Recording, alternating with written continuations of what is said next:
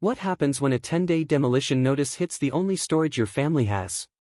You go cold in a way the mountain air can't explain, you read every word twice, and you realize the people behind it aren't just nitpicking wood and nails. They're swinging power like a shovel, and they're aiming at your home. I remember the exact moment the notice landed because the snow was falling in those thick, slow flakes that make everything sound muffled, like the world is holding its breath. I'd just come inside from clearing the steps for the third time that morning, boots wet, shoulders tired, and the kids' mittens hanging over the heater like tiny flags of surrender. When I checked the mailbox, I expected the usual pile of glossy flyers and a bill or two. Instead, there was one envelope that felt heavier than paper should. It had the association's seal stamped in the corner, the kind of official flair they used when they wanted something to sting. I stood in my entryway, shaking the snow off my jacket, and opened it right there. 10 days. Demolish your non-compliant structure by the end of the 10th day or the association will proceed with removal at your expense. The letter referenced Structural Rule 7.2 as casually as someone quoting a weather report. No empathy. No context. Just a deadline like a guillotine. And the shed they wanted gone wasn't some random weekend project. It was the only thing keeping our lives from overflowing into the house. Snow shovels, salt, sleds, tire chains, the emergency generator we used when the power lines iced over, boxes of winter gear we rotated by size as the kids grew. In a place where winter didn't visit, it lived here. The shed wasn't a luxury. It was survival. My first reaction wasn't anger. It was this weird, dizzy disbelief. Like maybe I'd stepped into somebody else's story. Because I knew the rulebook, and I knew the shed had a history in this community that went deeper than their neat little 10-day threat. I let the paper drop onto the kitchen counter. The house was warm. The stove clicked softly. Outside, the wind was already erasing my boot prints across the porch. I stared at the letter, then at the back window where the shed sat half buried in snow, its roof sloping cleanly to shed drifts like it was built for this exact life. The association wanted it demolished. I could feel my pulse in my ears, sharp and steady, and I realized they'd misread me. They thought I'd panic. They thought I'd beg for an extension. But I'd learned something living under this board: when they come at you with a clock, you don't just watch the hands. You look for the gears. I moved my family up to this mountain neighborhood 3 winters ago. We didn't come here chasing some postcard fantasy. We came because the job transfer was non-negotiable, the schools were solid, and the housing market down in the valley was a circus we couldn't afford. The neighborhood looked like a snow globe from a distance, cabins and craftsman homes tucked into evergreens, plowed roads that curved like a ski trail, porch lights glowing gold against long blue evenings. The association marketed quiet harmony and well-maintained common spaces. I'd had experience with associations before, nothing dramatic, just the usual reminders about trash cans and yard weeds. So I didn't think twice. The first thing you notice living here is that winter isn't a season, it's the operating system. Snow stacks along the streets into walls higher than your hood. The sun disappears early behind ridges, and your whole day shifts around daylight and plow schedules. Everyone has storage. Everyone has extra tools. Everyone has some version of a shed or tucked-away structure because the garages fill up fast. The second thing you notice is the board. I don't mean the idea of the board. I mean the personalities. The committee members treated this place like their private fiefdom. They didn't just enforce rules, they interpreted them with theatrical seriousness. The president, who I'll call Ms. R., had the kind of smile that could be friendly in a brochure and ice-cold in person. The treasurer, a man everyone called the treasurer because he liked the title more than his name, carried a clipboard like it was part of his skeleton. Then there was the architectural chair, Mr. D., who seemed to think he was preserving a national monument, not a neighborhood where kids made snow forts. They ran meetings that felt less like community check-ins and more like court. If you asked a question the wrong way, they'd answer like you'd confessed to a crime. If you disagreed, they'd remind you how lucky you were to live here. And if you were new, like we were, they treated you like a visitor who hadn't earned the right to relax. Still, I kept my head down at first. I shoveled. I nodded at neighbors. I went to a few meetings. I read the handbook cover to cover because I didn't want to give them ammunition. The thick binder sat on the top shelf of our pantry for months, my own version of a security blanket. I even highlighted the sections that seemed like the ones they'd swing hardest. Structural Rule 7.2 was one of them. I remember that because the line was so vague it practically begged to be weaponized. Accessory structures must not obstruct maintenance access or impact community sightlines.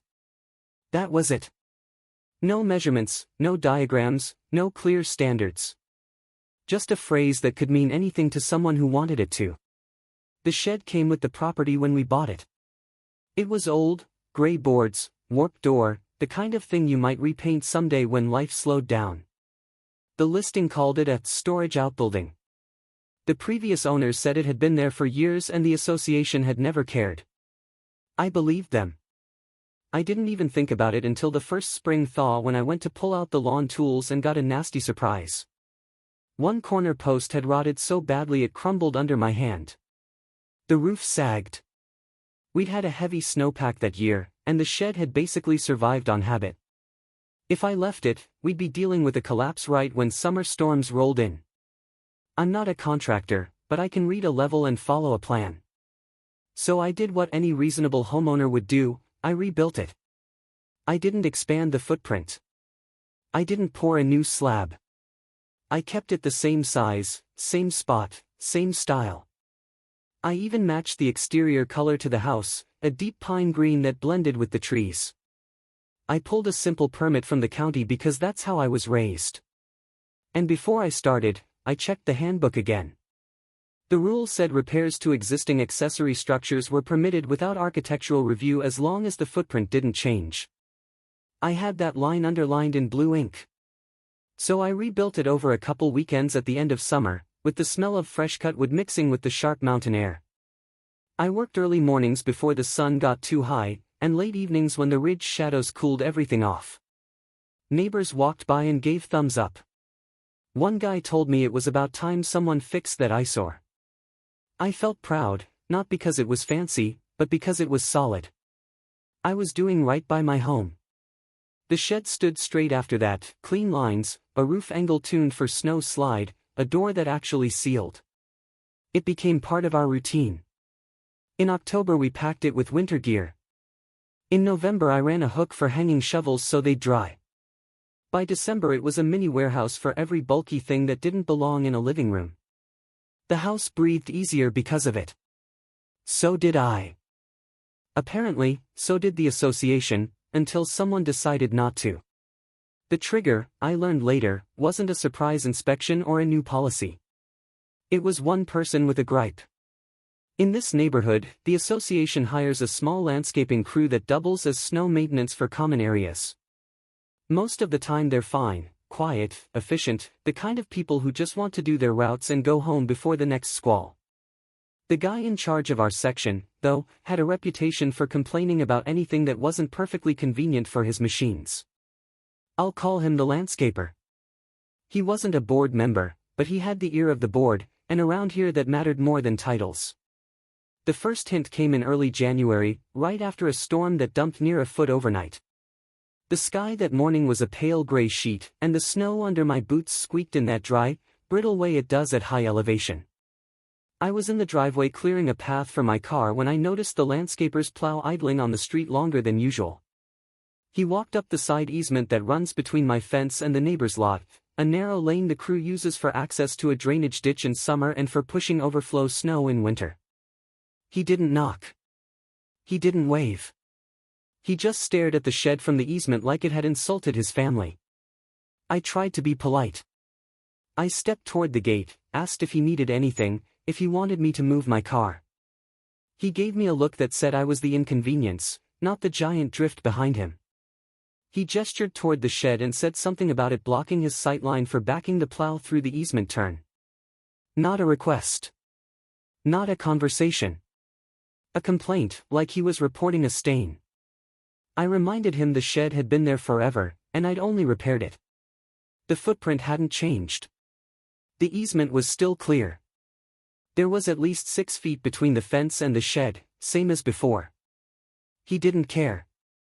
He said he couldn't do his job with it there. He then wandered off, leaving me standing in the cold, holding my shovel like a prop in someone else's play. I chalked it up to a bad morning. It was storm season. People get cranky when they're buried in snow. I didn't realize I'd just been cast as the villain in his version of events. A week later, I got an email from the association office. Not a letter, not a warning. An email with a sterile subject line about accessory structure review. It asked me to submit photos and a description of recent construction in my backyard. The tone was polite in that passive way that makes your skin crawl. I knew what it was. Mr. D's fingerprints were all over it, the architectural chair who loved reviews. Still, I complied, because I had nothing to hide. I sent back photos from multiple angles, plus the county permit and a short note that it was a repair on an existing shed with no footprint change, per Handbook Section 4.1. I attached a scan of the highlighted page from my binder, the one I'd been clutching for months like a shield. Their reply was delayed. 3 days. Then 5. Then silence. In the meantime, little things started happening. The landscaper began stopping his plow right at my driveway entrance and leaving a ridge of compacted snow that took twice as long to clear. The easement behind my fence, which they normally kept open for drainage, started getting filled with piles pushed higher than previous storms.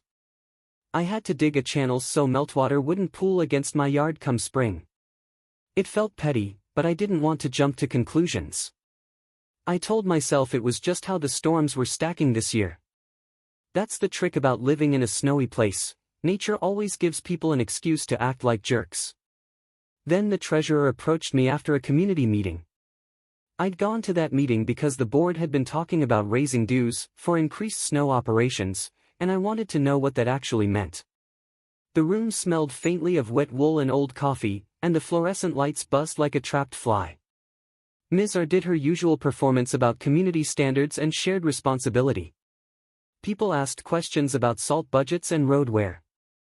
I mostly listened. As everyone was leaving, the treasurer drifted toward me in his slow, deliberate way. He said he'd heard about the shed and that the committee was concerned. His concern wasn't about safety. It was about optics. He mentioned Structural Rule 7.2 without even checking the paper in his hand, like he'd rehearsed it. He said the shed might impede maintenance routes and disrupt scenic consistency, and that they were looking into it. I gave him the same facts I'd already emailed. Repairs. Existing structure. No footprint change. County permit. Handbook allowance. He nodded, but the nod was empty. He told me they'd be in touch and walked away before I could finish my sentence, leaving me with that sticky feeling you get when someone is already done with you. That night I reread the handbook. I flipped through my highlighted pages, tracing the old lines. I could practically predict which vague phrases they'd twist. Rule 7.2 was the hammer they were warming up. The clause about existing repairs was the nail I planned to hold on to. I went to bed thinking it would end with a mild warning and a reminder to keep the easement clear. I was wrong. 2 mornings later was when the envelope showed up. The 10-day demolition notice. The one that turned my house into a ticking clock. I took the letter outside into the cold to make sure I wasn't misreading it under indoor light. The sky had cleared overnight, and the sun glittered off snowbanks like shards of glass. I stood on the porch, breath clouding, and read every line slowly. The notice claimed the shed was new construction and non-compliant because it obstructed maintenance access and altered visual corridors. There was no measurement. No photo. No attempt at proving anything. Just the rule number and a deadline. Worse, it had a line at the bottom about costs. If they removed it, I'd be billed for labor, disposal, and administrative processing. Administrative processing was their favorite phrase, the blank check they used to make every annoyance expensive. I didn't know how high the bill could go, but I knew one thing. In this neighborhood, association expenses ballooned like snow drifts. This was officially an HOA nightmare, and I could feel it trying to swallow my winter whole.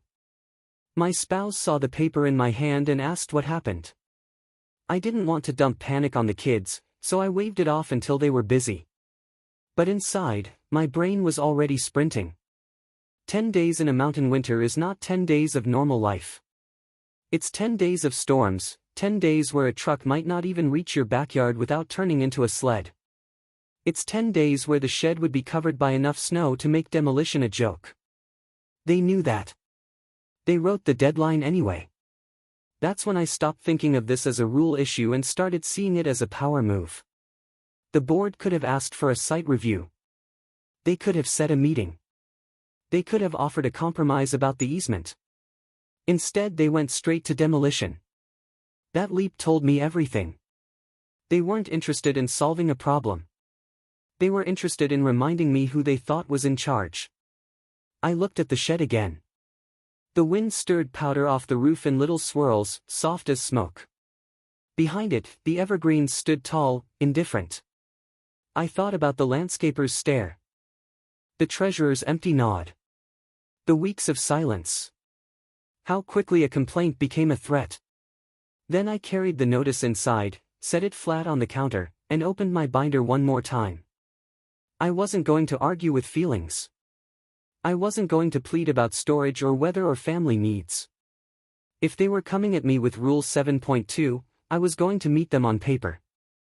Because paper is the only language these boards respect. I pulled out the association handbook, the county permit folder, and my email thread. I arranged them like evidence on the table. The handbook was thick, corners dog-eared, my notes in the margins. The permit had dates and stamps. The email had their own words asking for documentation I'd already provided. If they wanted a story about compliance, I had receipts. The more I read the notice, the more I noticed what it didn't say.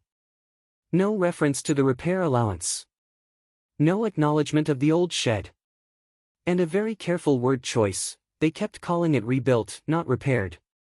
Like they were trying to force a definition before I could. I couldn't shake the sense that this was coordinated. Not just the landscaper huffing. Not just a bored architectural chair. This was the board using an employee's irritation as cover for something bigger, control, precedent, maybe even intimidation for the next new family who dared to touch a hammer. I kept my face calm that day. I shoveled. I waved at neighbors. I didn't post in the community chat. On the outside, I looked like I was swallowing it. Inside, I was counting backward from 10 and hunting for the one sentence they'd overlooked. 10 days sounds like a lot until you realize every sunrise is a threat. And the board was betting that by day 10 I'd cave, because deadlines make people feel small. Turns out, deadlines also make me read harder. I stayed up late after everyone else slept, flipping through sections of the handbook I'd skimmed before. Maintenance access rules. Architectural review standards. Easement definitions. The language was dense and smug, the way committees write when they want to sound smarter than your common sense. I marked passages with sticky tabs, created a little map of cross-references, and kept circling back to a quiet set of definitions near the back that I'd never really noticed. Somewhere in those final pages was the hinge I was looking for. I didn't know it yet, but as I traced my highlighter along that text, I felt an odd calm settle in. Not because I had the answer, but because I was finally in motion. The board wanted demolition. They wanted to move fast and make me feel powerless in the snow. But I'd spent 3 winters learning how this place worked. Winter teaches you patience. It teaches you to plan ahead. And most of all, it teaches you that when someone tries to push you downhill, you plant your feet and look for rock under the drift. By the time I closed the binder, the clock on the stove read after midnight. The house was silent except for the distant hum of wind against the siding. I stared at the notice one last time, then slid it into a clear folder with my other documents. Day 1 was over. 9 left. And somewhere in the rules they loved so much, I was pretty sure there was a way to turn their own words into a wall they couldn't plow through.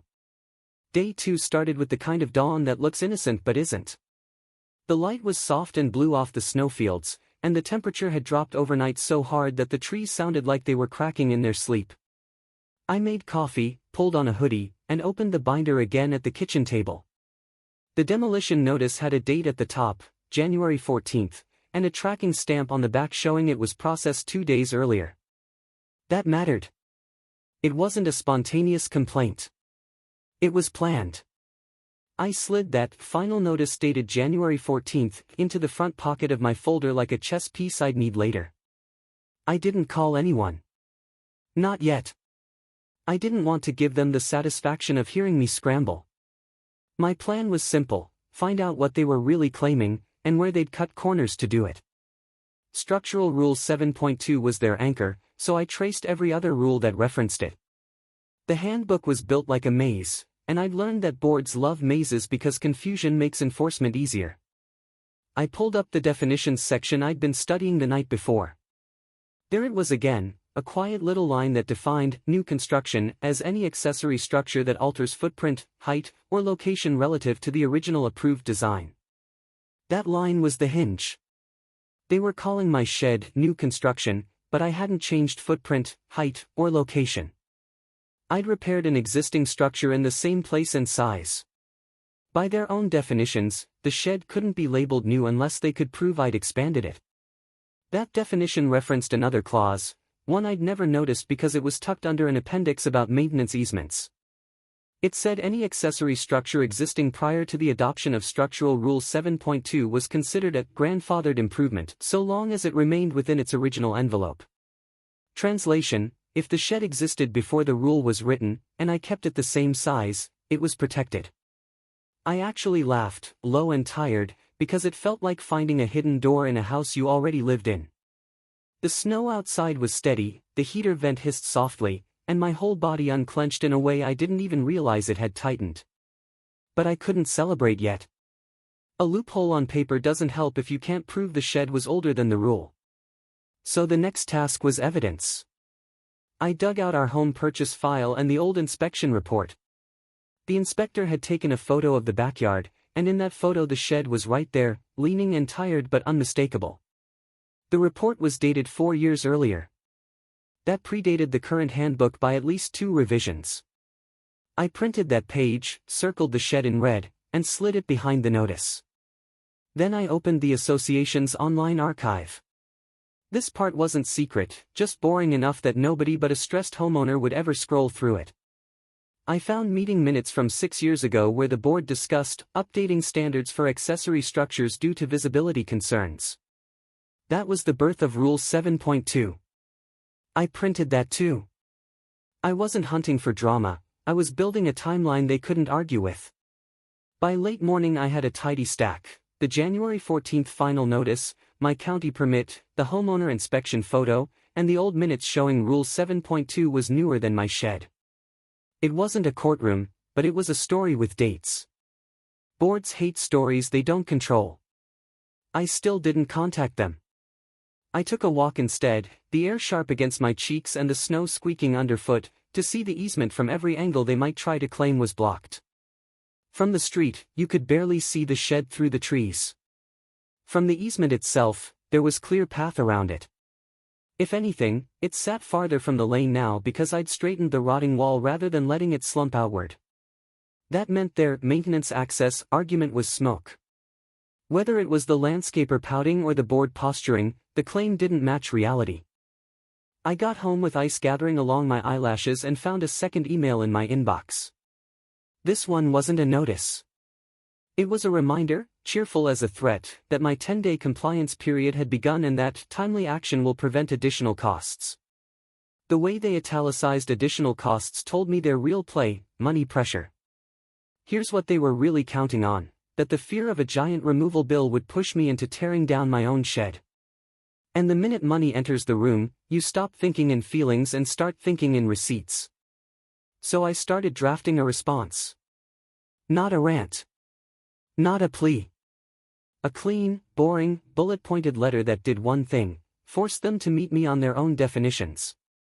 I cited the definition of new construction, quoted the grandfather clause, attached the inspection photo and the old minutes, and stated that the shed existed before Rule 7.2 and remained in its original envelope.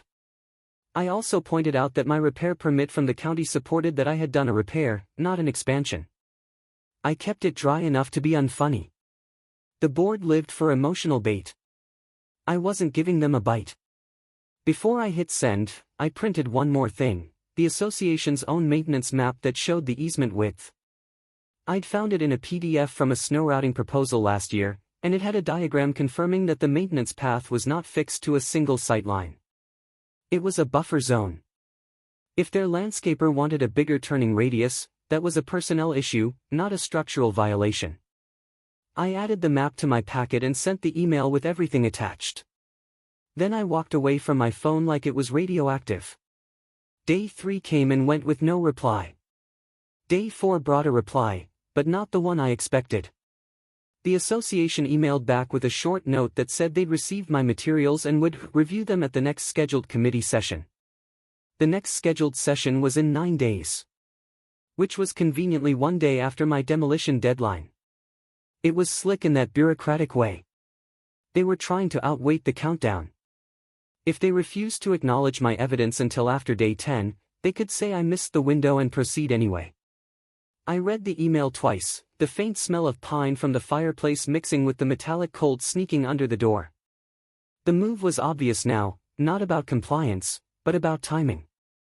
If I let their schedule control the game, my proof wouldn't matter. So I checked the handbook again for timelines. There was a section about enforcement procedure that I'd skimmed before because it seemed routine. But routine is where loopholes hide. The enforcement clause said that once a homeowner submits a written dispute with supporting documentation, all enforcement actions pause until a formal review is completed. It was meant to protect owners from exactly this kind of bulldozing. I hadn't named my email a dispute on purpose, because I was focused on facts, but I had clearly contested the violation and attached proof. That should trigger the pause. Unless they tried to pretend it didn't. Which is why I followed up immediately with a second email, this time explicitly calling it a written dispute under enforcement procedure, and I quoted the pause clause right in the body. I attached the first packet again. I even copied the association manager, not because I trusted them, but because I wanted a digital footprint they couldn't erase. Then I waited through another storm. The mountain went quiet that evening after the plows passed, the streetlights casting a pale halo on fresh snow. I stood at the window watching flakes swirl in the wind, and I felt something shift from anxiety into focus. They were making procedural moves. Fine. I could do that too. On day 5, they finally called, but not to talk. The association manager left a voicemail saying the dispute had been noted, but the demolition deadline still stood because the structure presents an active access hazard. Active hazard was a phrase their handbook never used. It was made-up urgency. I didn't call back. Instead, I went deeper. If they were claiming hazard, they'd have to document it in some official way. That meant agenda notes, internal memos, or a board vote. The association's bylaws required enforcement items to be listed on the board agenda before action. If they were going to remove my shed, it had to be on paper somewhere. So I requested the next board agenda in writing, citing the transparency section that allowed homeowners to view enforcement-related agendas. Again, calm, boring, procedural. It's funny how much power you get in these situations by simply reading the fine print and using it. The association didn't answer that request. But 2 days later, an agenda appeared on the community portal for the upcoming meeting. And sure enough, late in the list under Enforcement Actions, there was a generic line, Accessory Structure Violation, Lot 27. That was me. The line wasn't detailed, but it was a breadcrumb and it confirmed they were planning to act before any review.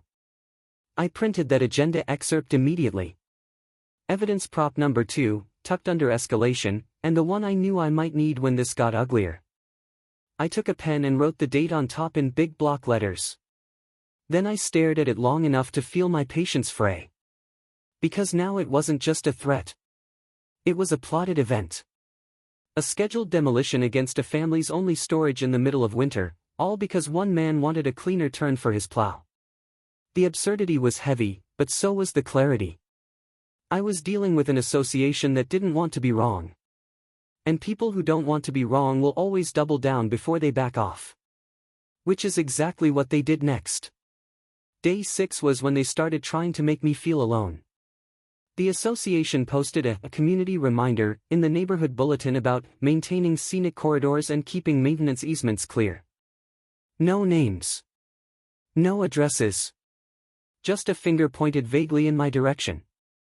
I knew it was about me because they attached a stock photo of a backyard shed with a red X over it. It was childish and theatrical. But it did what it was meant to do. People started looking.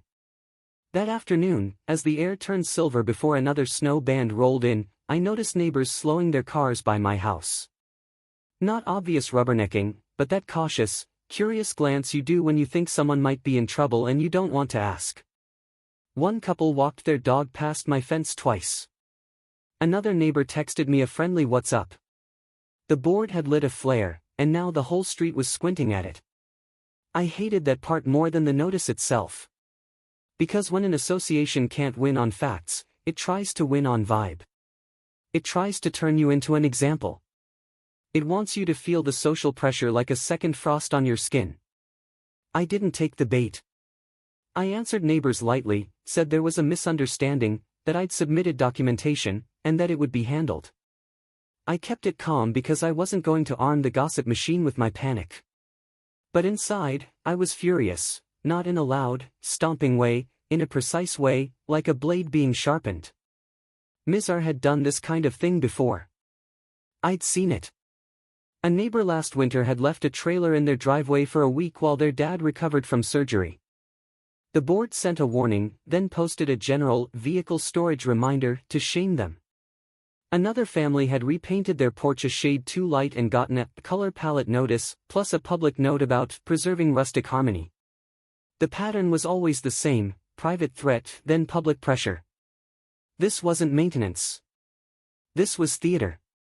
I decided that day that I wasn't going to let them write the only public narrative. So I made my own quiet move.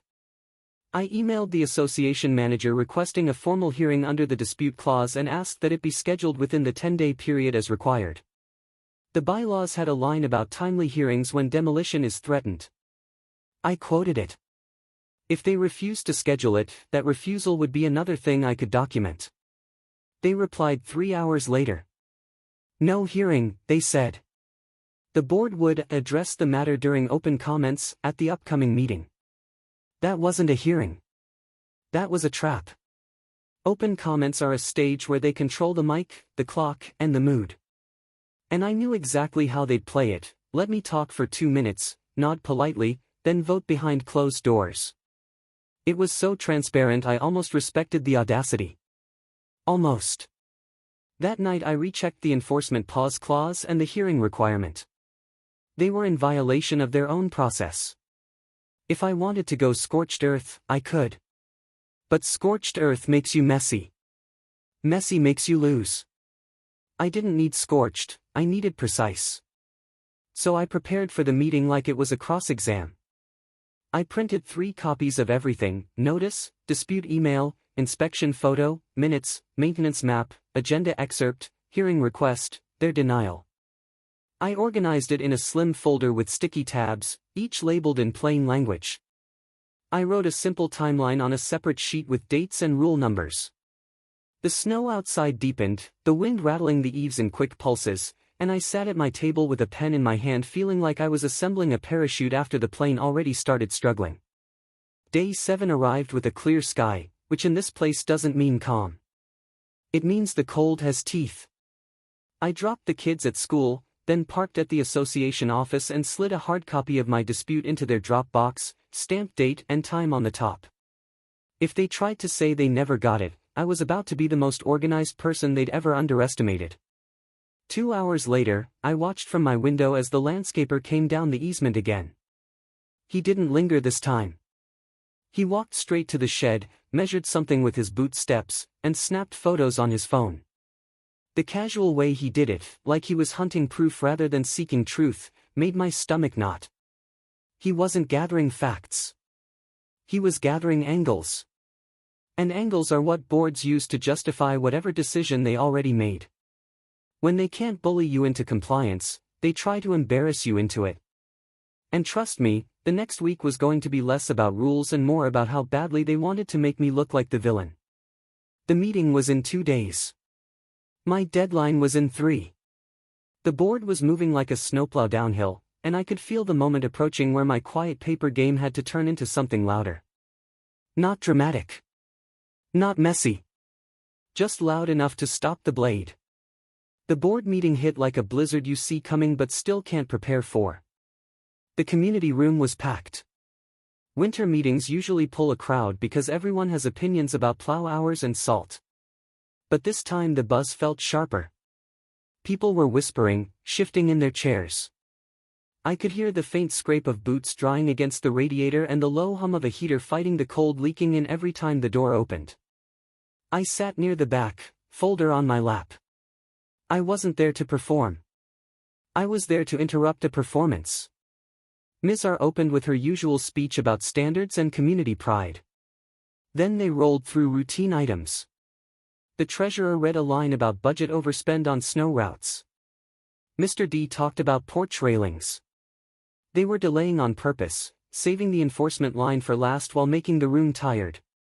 Finally they reached accessory structure violation, lot 27. Mr. D started describing the shed as a newly erected outbuilding that restricts maintenance operations and disrupts visual corridors.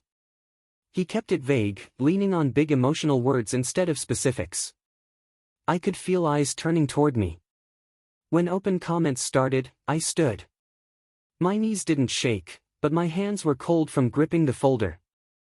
I walked to the front with the quiet steadiness you use on ice. I didn't accuse. I didn't rant. I laid out facts. I explained that the shed existed before Rule 7.2, supported by the inspection photo dated 4 years prior. I referenced the meeting minutes showing the rule's adoption came later. I reminded them the footprint, height, and location had not changed. I specified repairs to existing accessory structures are permitted without architectural review. I pointed out that enforcement should pause during a dispute and that a formal hearing was required before demolition action. I held up the January 14th notice and the agenda excerpt listing my lot as an enforcement action despite the pause clause. No speeches. Just a clean timeline.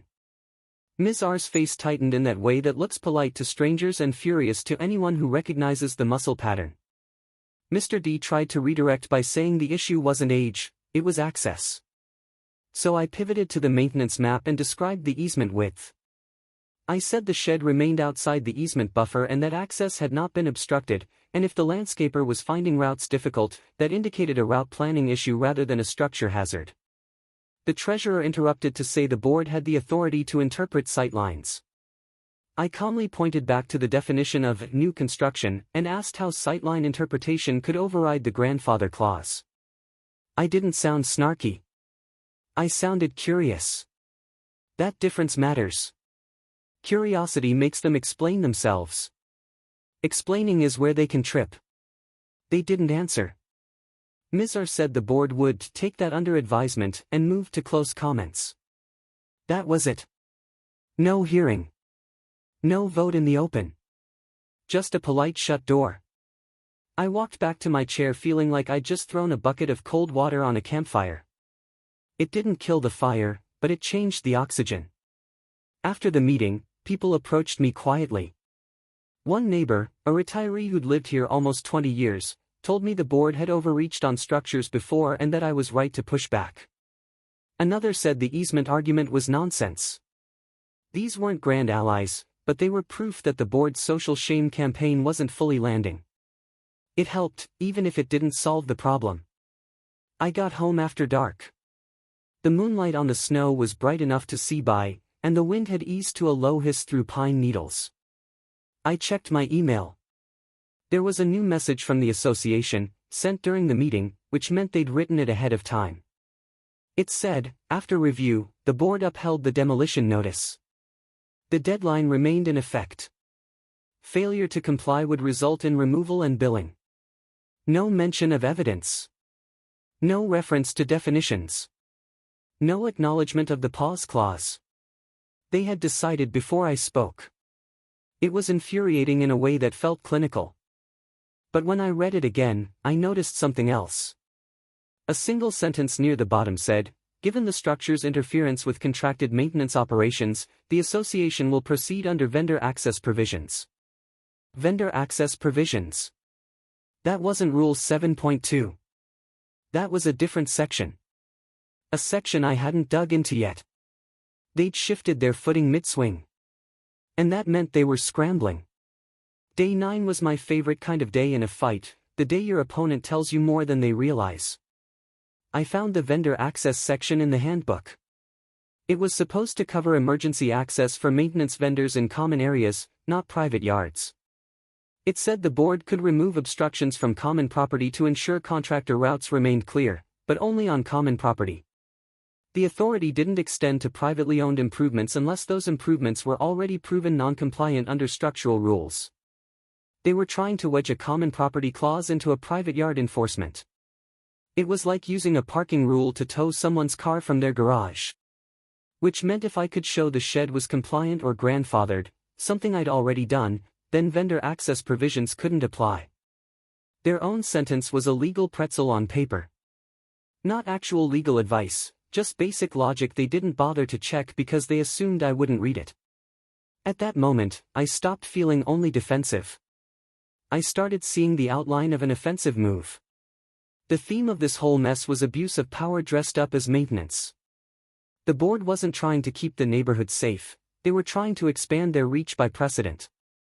If they could demolish my grandfathered shed without due process, they could demolish anyone's anything whenever a contractor complained. They weren't just targeting me. They were testing how far the line could slide. So I wrote one more letter. A final dispute response, delivered both by email and by certified Dropbox stamp. I stated that the board's decision violated enforcement pause and hearing procedure. I clarified that vendor access provisions were limited to common property and could not be invoked absent a proven structural violation. I attached the relevant excerpts with highlights. I requested, again, an immediate formal hearing and a written explanation of how my evidence was being dismissed. I wasn't expecting them to suddenly get reasonable. I was building a record. Then I did the thing they never expect, I talked to other homeowners. Not in a dramatic group chat explosion. Just quiet conversations. I asked a few longtime residents if they'd ever had accessory structures challenged, especially ones predating Rule 7.2. 2 people said yes. One had gotten a warning about a woodpile shelter and had fought it off by showing pre-rule photos. Another said the board had tried to force removal of a small tool hut but backed down after a neighbor pointed out the grandfather clause. So the loophole wasn't hypothetical. It had been used before. That was the kind of precedent associations hate because it turns their interpretation discretion into a constraint. I asked if they'd be willing to write short statements confirming those incidents. Both agreed, irritated that the board was trying this again. I didn't coach them. I just asked them to describe what happened and roughly when. Those statements became evidence prop number 3, retaliation era preloaded, but I tucked it in now because I knew I'd need it soon. When I finished collecting them, I sat on my porch steps with the folder in my lap and watched a faint flurry ride the wind across the yard. The shed looked sturdy, calm, oblivious to the drama wrapped around it. I felt the countdown pressing in my chest. Tomorrow was day 10. And I couldn't stop thinking about one question: if they tried to send a crew, how would I prevent it without turning this into a screaming match on my own lawn? I didn't want a spectacle. But I also wasn't about to let them bulldoze a loophole that protected more than my storage. That night, I opened the bylaws again and found a line about emergency injunction requests through internal association arbitration. The wording wasn't fancy. It basically said homeowners could request an immediate stay of enforcement when irreparable property action was threatened, pending a formal hearing. Internal stay. That was it. That was the pressure valve they'd overlooked. It wasn't a court thing. It was entirely within their own process, a mechanism they couldn't deny without admitting they were ignoring the bylaws. So before sunrise, I drafted a stay request and prepared to hand-deliver it to the association office first thing. With the clock about to hit day 10, I wasn't just fighting for a shed anymore. If they ignored this stay request, it would prove they were willing to break their own rules to punish a homeowner, and that kind of procedural overreach has consequences nobody likes to explain out loud. The next morning, the cold was so sharp it made the air look crystalline. I drove to the association office while the plows were still clearing intersections, and I parked in a spot half buried by drifted powder. My hands were steady as I walked up to their door. I slid the stay request through the slot, stamped a time photo on my phone, and left without waiting for anyone to greet me. I'd learned by now that giving them a face to push on was optional. Giving them paper was not. Then I went home and waited. Not passively. Strategically. I put my folder by the front door. I charged my phone. I checked the easement path and made sure nothing in my yard could be seen as an obstruction. I didn't want to hand them a different excuse. Around mid-morning, I saw a truck in the distance. White cab, yellow hazard lights. My stomach dipped like an elevator because in this neighborhood, hazard lights are never for good news. The truck rolled past my house slowly, then parked a few homes down. Two men got out. They wore heavy jackets with a maintenance logo I didn't recognize. They looked around, talked to each other, and one pointed in my direction. This was it. They were about to test whether my stay request mattered. I stepped onto my porch, boots crunching on the packed snow. I didn't run toward them. I didn't shout. I just stood where I was visible, holding the folder like a shield made of paper. The men approached the easement gate. One of them glanced at me and slowed. He looked uncertain, not aggressive. That uncertainty told me they weren't storming in with confidence. They were contractors who'd been handed an order and maybe not the full story. I raised my hand in a calm stop gesture. I didn't say anything dramatic.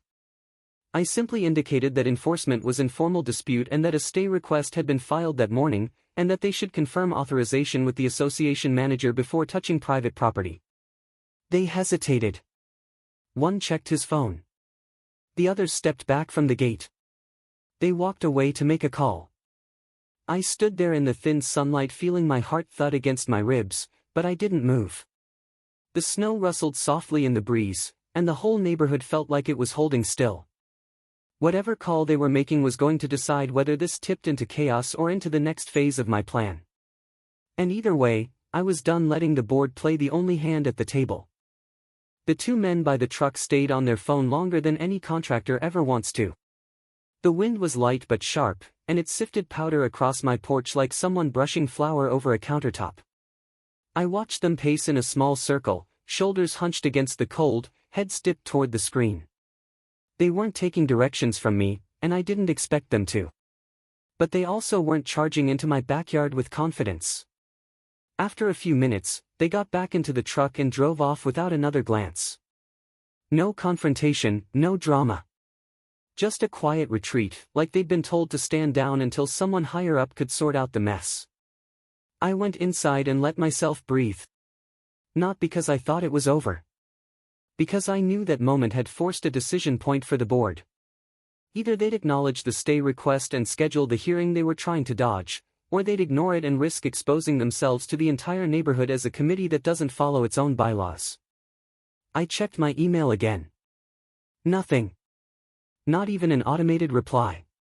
By noon, the snow clouding the ridge had thickened, and I could hear distant plows grinding somewhere on the main loop road. My phone finally buzzed. It was an email from the association manager. The subject line was short and aggressive: immediate compliance required. The message said my stay request was denied because the board considered the shed an ongoing operational hazard, and that demolition would proceed as soon as weather allows. They added a new threat: daily fines would begin at midnight for non-compliance, and I would be billed for any contractor delays. They were escalating on purpose. If they couldn't tear it down immediately, they'd bleed me with money. Their denial didn't cite any bylaw. Didn't explain why a formal hearing wasn't being provided.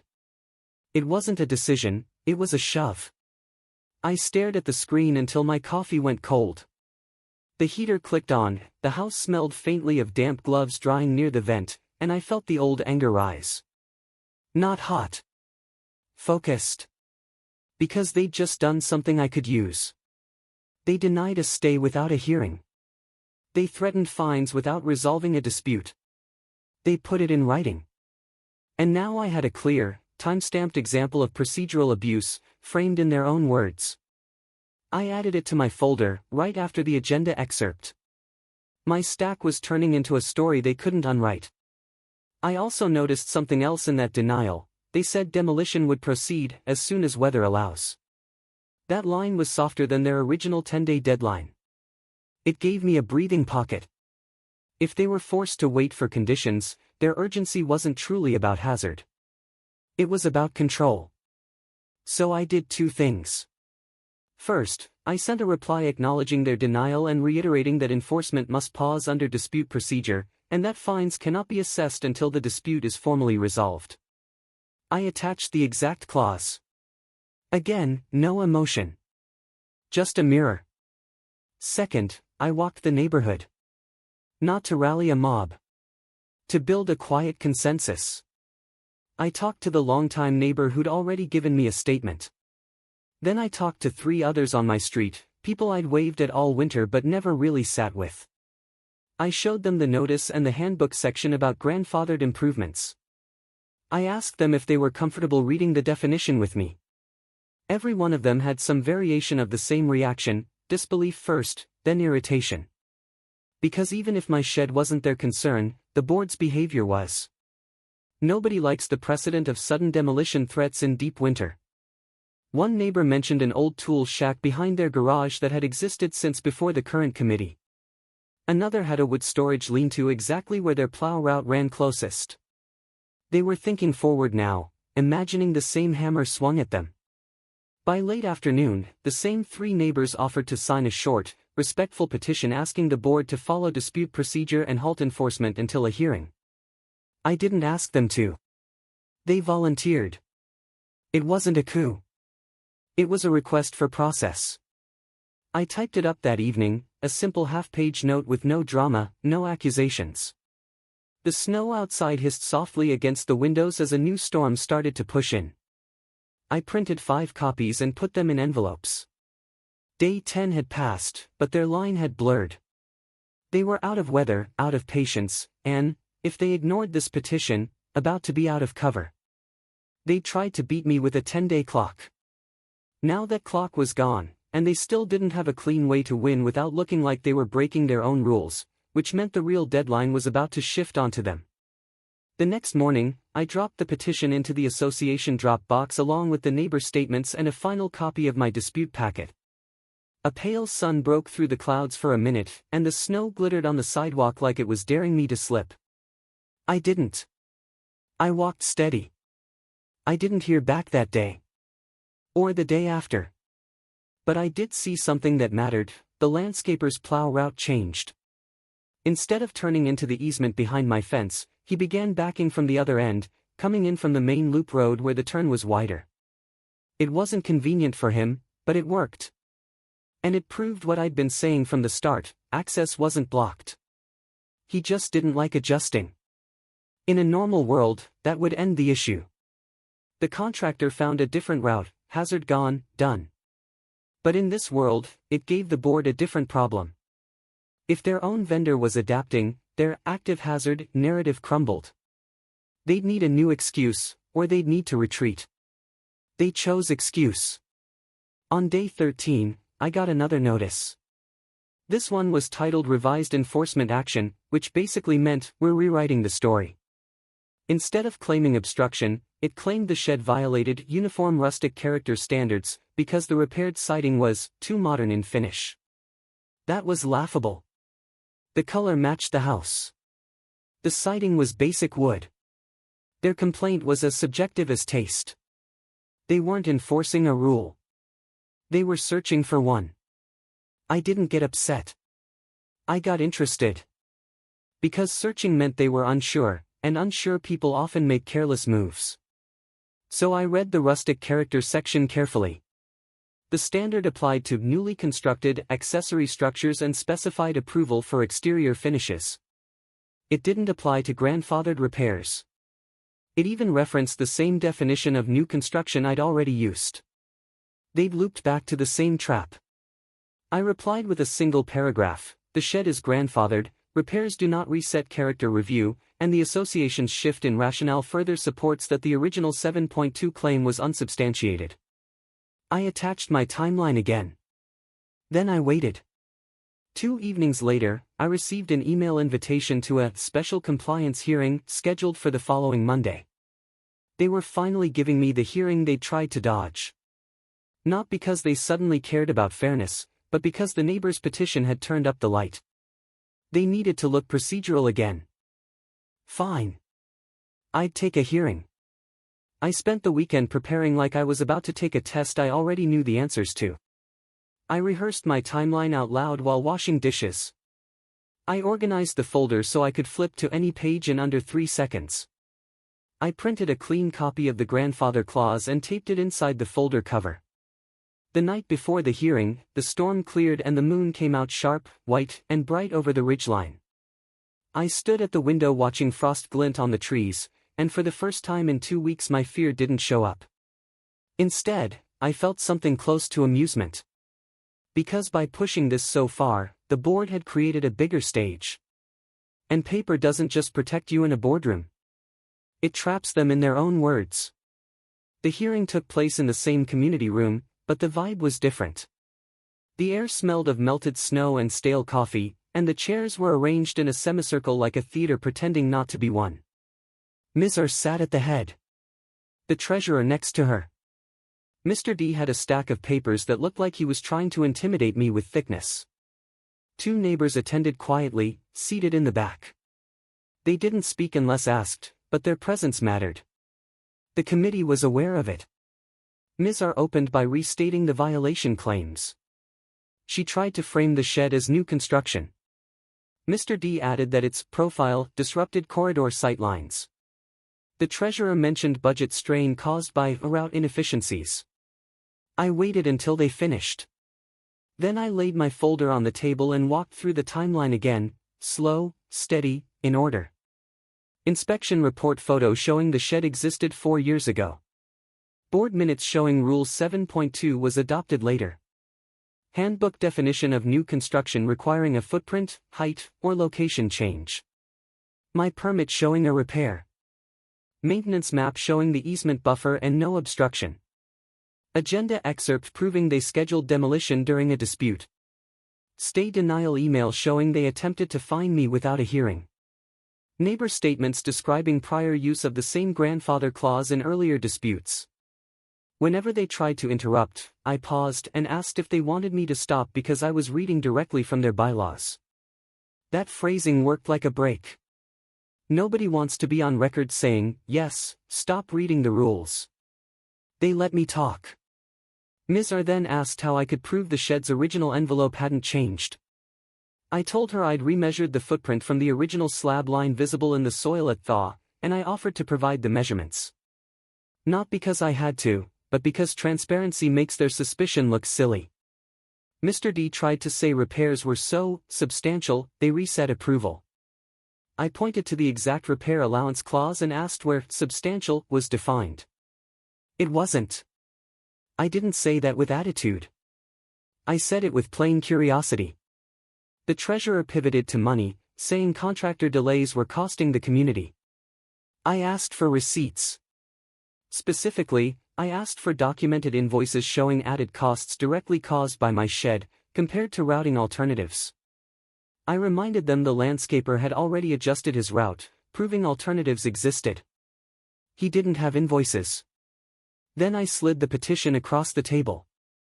5 homeowners had signed it, asking the board to follow due process. I didn't perform with it. I just said the community expected transparent enforcement, not shifting rationales. The room went quiet. Only the soft click of the heater and the faint sound of boots shifting in snowmelt puddles. Ms. R asked for a short recess to review my documents. They stepped into the side room. And I sat there with my neighbors behind me, listening to the muffled shapes of their conversation through the thin wall.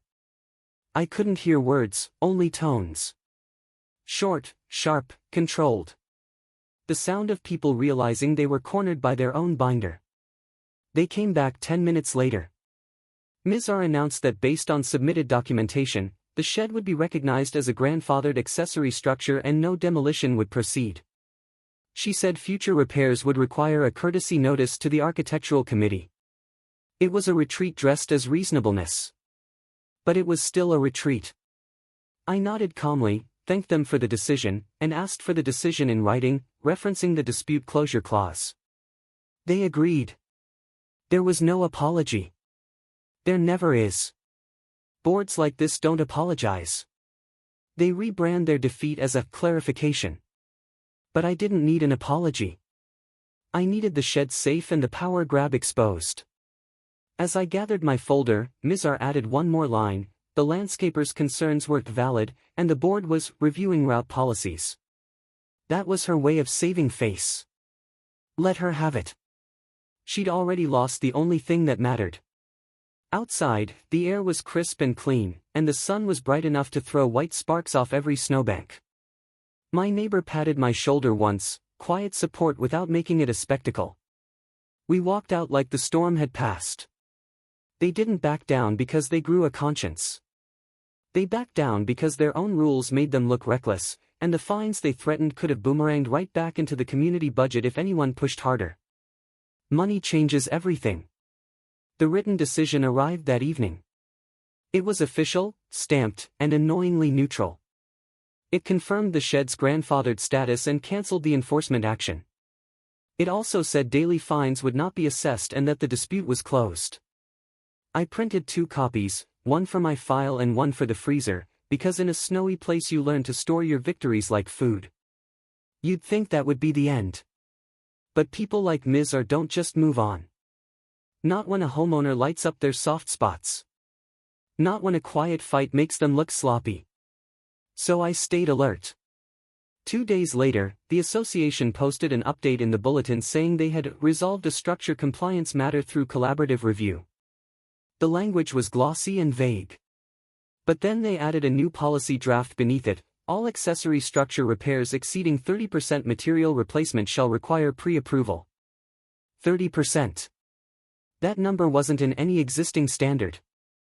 They'd made it up to patch the hole I'd used. Here's the part they didn't consider: policy changes can't retroactively punish people. And policy drafts still need homeowner votes to become enforceable. They were trying to scare everyone into future compliance without doing the boring democratic work. I knew because I'd read the amendment procedure in the bylaws. It required a community vote, with a quorum, and a 30-day comment window. So I calmly emailed the association manager asking where the comment window notice was and when the vote would be scheduled. I copied the neighborhood rep list, because transparency is contagious. Within hours, a second bulletin posted, adding a public comment period and a tentative vote date. They didn't thank me. They just corrected themselves. That was my quiet revenge, forcing them to follow the rules they liked to weaponize. It wasn't dramatic. It was effective. And it had ripple effects. Neighbors began asking more questions at meetings. Someone challenged a fine about a porch chair rule and won. Another homeowner pushed back on a landscaping citation and forced a hearing first. The board started using fewer blanket announcements full of shame, because now people knew what they were seeing. The landscaper avoided my easement entirely for the rest of the season. When he did pass my fence, he didn't glare at the shed anymore. He just worked. Spring came slowly, as it always does here. The snowdrift softened into gray piles, meltwater ran like tiny rivers down the gutter lines, and the shed finally reappeared from its white blanket looking exactly the same as it had all winter: solid, quiet, and very much still mine. I spent one afternoon reorganizing it, feeling the wood warm under my palm as sunlight hit the siding. The smell of pine sap and wet soil mixed in the air. I hung the shovels back on their hooks and laughed to myself at the thought that this tiny building had kicked loose a whole power struggle. If this was a Karen neighbor drama plot, it was the kind where the villain trips over their own script. I'm not pretending the fight was free. Those 2 weeks sat on my chest like a second winter. I lost sleep. I snapped at my spouse a couple times for no reason besides stress. The kids picked up on the tension even when I tried to hide it. And the way the board made me feel watched in my own yard left a sour aftertaste that took longer to fade than the snow. But I also learned something that feels useful in any version of community life: power depends on people not reading. The moment you read, really read, your world changes. You stop being an easy target and become a person with leverage. For a while after the hearing, I'd catch myself checking the mailbox warily, expecting another envelope. It took time to trust the quiet again. But each day that passed without fresh threats felt like air returning to a room. One Sunday late in April, I saw Ms. R walking her dog past my house. The road was wet with melt, and birds were finally loud enough to compete with the distant plows. She glanced toward the backyard, saw the shed standing. Our eyes met for a beat. She smiled that brochure smile, but it didn't reach the rest of her face. I smiled back, polite and calm. Not because I liked her. Because I didn't need to prove anything anymore. I'd won in the only way that matters with an association like this, by making them follow their own rules and survive the fact that I wasn't afraid to read them out loud. And the shed? It stayed, doing what it was always meant to do, quietly holding up the weight of mountain life. Tell me your HOA horror in one line, especially if a rule tried to erase your home.